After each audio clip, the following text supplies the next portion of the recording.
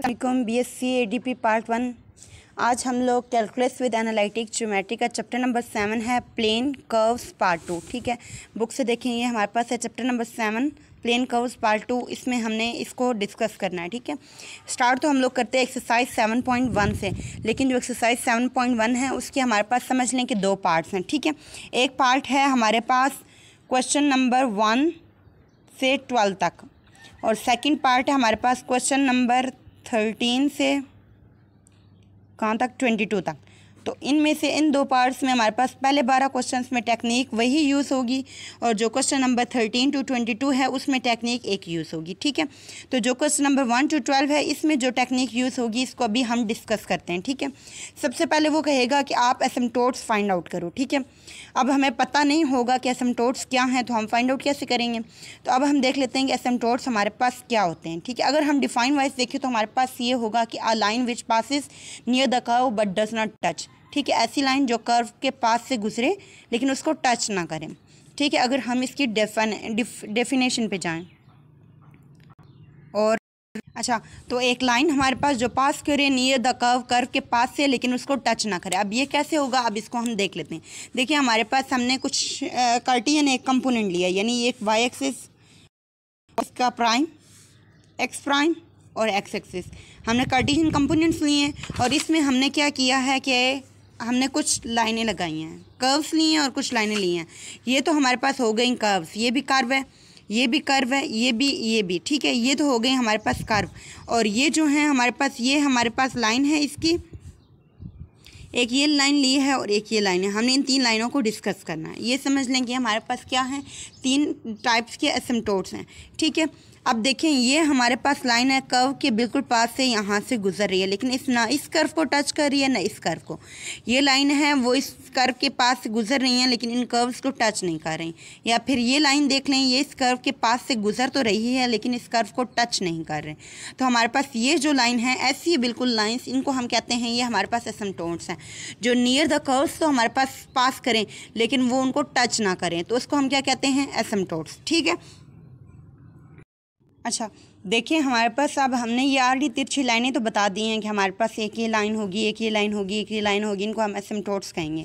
लेकिन अब हमें ये भी पता होना चाहिए कि ये एसिम्प्टोट्स हमारे पास नेम क्या है इनके, इनको याद कैसे रखें। हमारे पास ये लाइन जो ना तो एक्स एक्सिस के हॉरिजॉन्टल है यानी पैरेलल है, और ना to Y, not to Y axis. ठीक है, any line that is neither equal to x axis और nor equal to Y axis is called inclined या ऑब्लिक एसिम्प्टोट्स। ठीक है, नेक्स्ट हम देखते हैं कि हमारे पास ऐसी लाइन जो एक्स एक्सिस के बिल्कुल पास से गुजर रही है लेकिन कर्व को टच नहीं कर रही, उसको हम कहेंगे हॉरिजॉन्टल टू, किधर है, हॉरिजॉन्टल टू एक्स एक्सिस।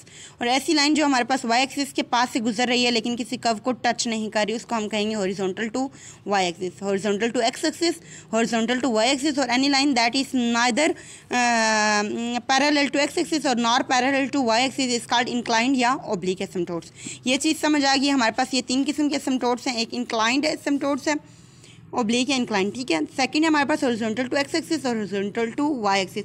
अब देखिए आप सोच रहे होंगे कि हमारे पास तीन किस्म के एसिम्प्टोट्स हैं, इनको डायरेक्ट यूज़ करेंगे, तो डायरेक्ट बिल्कुल यूज़ नहीं करेंगे। हम इसमें देखेंगे इक्वेशंस की टाइप्स देखेंगे। हमारे पास दो टाइप्स की इक्वेशन आएंगी। अगर हमारे पास रेक्टेंगुलर इक्वेशन हुई तो हम इन तीन एसिम्प्टोट्स को यूज़ करेंगे। लेकिन अगर हमारे पास इक्वेशन आ गई पैरेलल तो फिर हम क्या करेंगे, पोलर, तो फिर क्या करेंगे वो देख लेते हैं। टाइप्स ऑफ इक्वेशन देखते हैं। हमारे पास दो टाइप्स हैं, एक रेक्टेंगुलर इक्वेशन है, एक पोलर इक्वेशन है।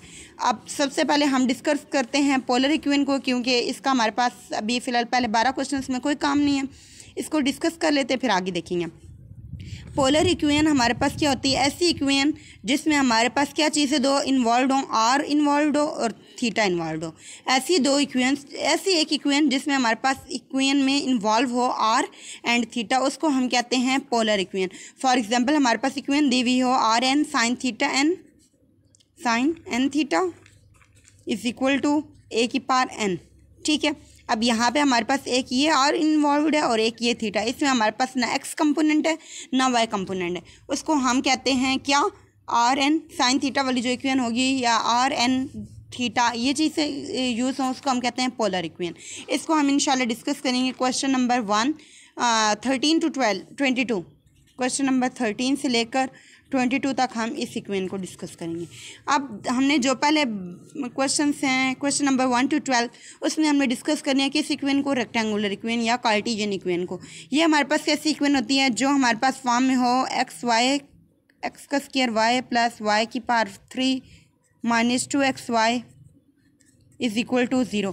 ऐसी इक्वेशन को हम रेक्टेंगुलर इक्वेशन कहते हैं। रेक्टेंगुलर इक्वेशन क्यों कहते हैं? क्योंकि ये हमारे पास किस फॉर्म में है, देखें एक्स और वाई की फॉर्म में। Any equation in the form of या any equation in which variable X and Y are included is called rectangular equation. ठीक है, पोलर इक्वेशन में क्या होगा, आर एंड थीटा इंक्लूड होंगे और रेक्टेंगुलर इक्वेशन में क्या इंक्लूड होगा, एक्स एंड वाई। ठीक हो गया यहाँ तक।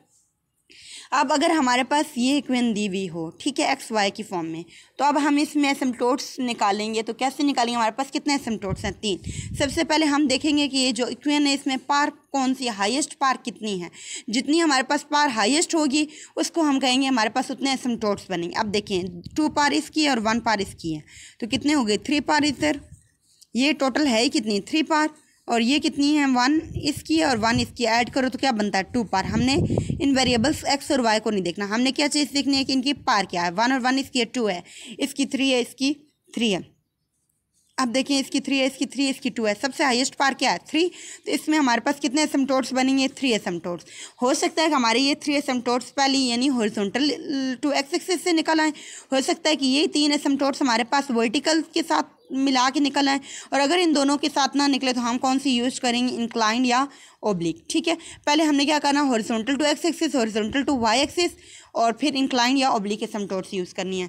तीनों एक साथ यूज़ भी कर सकते हैं। अगर हमारे पास ये जो इक्वेशन दी गई है इसमें 3 एसिम्पटोट्स उसने कहा फाइंड आउट करो, और वो तीनों एसिम्पटोट्स पहले इसमें से या इसमें से, ठीक है, निकल आता है, तो फिर हमें इसको यूज़ करने की कोई ज़रूरत नहीं पड़ेगी। लेकिन अगर हमारे पास हो कि हमारे पास ये हमने यूज़ किया, यहाँ से सिर्फ एक एसिम्पटोट्स निकला, यहाँ से हमारे पास एक और एसिम्पटोट्स निकला, कितने हो गए, 2, और यहाँ पे अब हमारे पास 2 हमें चाहिए कितने थे, 3। तो अब हम क्या करेंगे, इसको यूज़ करके एक और निकालेंगे ताकि 3 पूरे हो जाए। 3 पूरे करने हैं, चाहे यहाँ से 3 पूरे हो जाएं, चाहे यहाँ पे आके 3 पूरे हो जाएं एसिम्पटोट्स, या यहाँ पे आके। समझ आ गया इस बात की? अच्छा, नेक्स्ट अब हम लोग क्या देखते हैं कि हमारे पास जो हमने कहा है कि हम एसिम्पटोट्स फाइंड आउट करेंगे, कौन कौन से थे, horizontal to x axis, horizontal to Y axis और हॉरिजॉन्टल टू।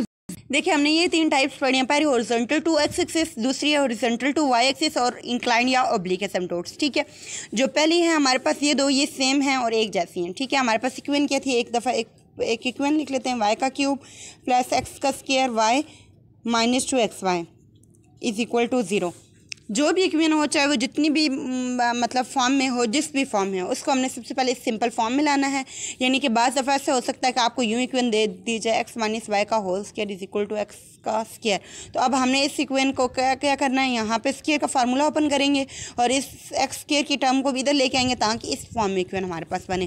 तो अब देखिए इसको अगर हम इस फॉर्म में बनाएं तो कैसे बनेगा, एक्स माइनस वाई का स्क्वायर ए माइनस बी का स्क्वायर। तो फार्मूला क्या लगेगा, एक्स का स्क्वायर प्लस वाई का स्क्वायर माइनस 2xy, और उस एक्स के स्क्वायर को इधर लेके आएंगे तो ये क्या बन जाएगा, माइनस एक्स का स्क्वायर। ये और ये कट जाएगा, पीछे क्या बन जाएगा, वाई का square minus 2xy is equal to 0। हमारे पास ये इक्वेशन बन जाएगी। ठीक है, तो हमने क्या करना, हमारे पास चाहे जैसी भी इक्वेशन दे दी जाए, हमने उसको सबसे पहले किस फॉर्म में चेंज करना है, इस सिंपल फॉर्म में। और इस सिंपल फॉर्म में करने के बाद हमने क्या करना है, उसके पार्ट्स को ऐड करना है और देखना है कि हमारे पास सबसे हाईएस्ट पार्ट किस टर्म की बन रही है। इसकी क्या बन रही है, इक्वेशन की पार्ट 3, 2 और 1, इसकी पूरे की क्या बन रही है 3, और इस पूरे की क्या बन रही है 2। सबसे हाईएस्ट पार क्या है 3। तो हमारे पास कितने एसिम्पटोट्स होने चाहिए, 3 एसिम्पटोट्स। ठीक है, 3 asymptotes, there will be 3 asymptotes in that equation. ठीक है, अब हम सबसे पहले क्या करेंगे, इसका horizontal asymptote to x axis find out करेंगे, फिर horizontal to Y axis.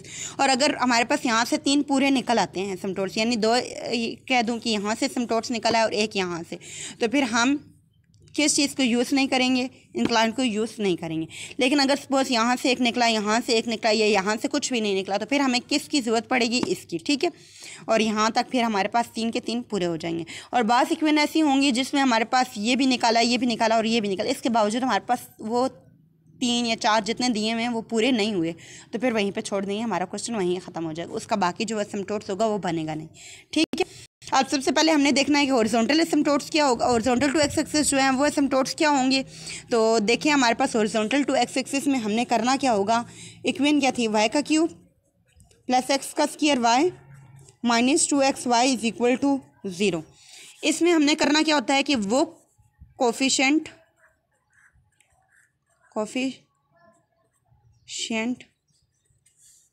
Of x highest power becomes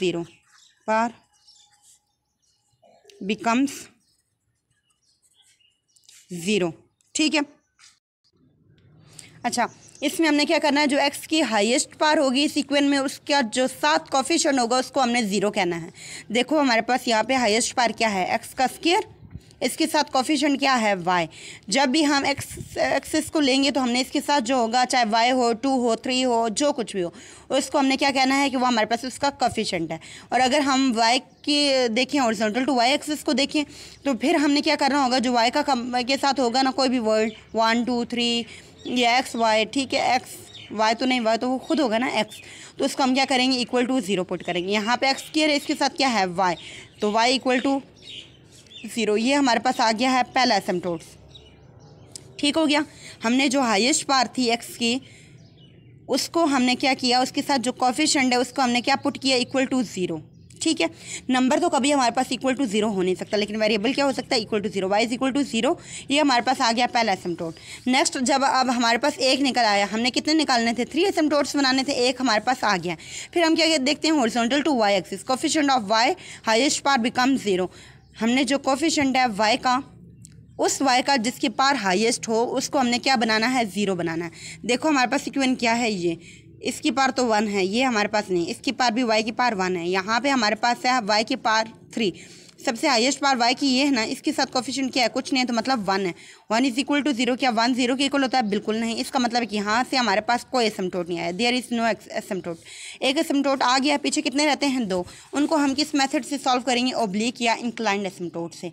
और ये हमारे पास थोड़ा सा मुश्किल है, जिसको अभी हम इंशाल्लाह डिस्कस नहीं कर सकते, वीडियो काफ़ी लंबी हो चुकी है, वो इंशाल्लाह हम करेंगे कल डिस्कस। ठीक है, तो देखें आज हमने क्या पढ़ा है, हमारे पास हमने प्लेन कर्व्स के बारे में पढ़ा है। एसिम्प्टोट्स क्या होता है, वो लाइन जो कर्व्स के पास से गुजरी हो लेकिन कर्व्स को टच ना करे।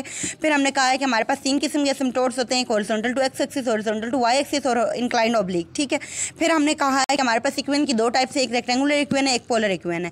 रेक्टेंगुलर इक्वेशन कौन सी है, वो पढ़ी है, पोलर कौन सी है, वो पढ़ी है। और रेक्टेंगुलर इक्वेशन में जो एसिम्प्टोट फाइंड आउट करते हैं उसके हमने 2 मेथड्स पढ़े हैं, एक हॉरिजॉन्टल टू एक्स एक्सिस और एक horizontal to Y axis. X axis के जो हॉरिजॉन्टल था उसको हमने क्या कहा है कि कोफिशिएंट जो है एक्स के हाईएस्ट पार का उसको हमने इक्वल टू 0 करना है, और जो कोफिशिएंट ऑफ वाई है उसके हाईएस्ट पार उसको हमने 0 बनाना है। ये चीज़ पड़ी है। इंक्लाइंड और ऑब्लिक इंशाल्लाह हम कल देखेंगे। अभी इजाज़त दीजिए, अल्लाह हाफिज़, दुआ में याद रखिएगा।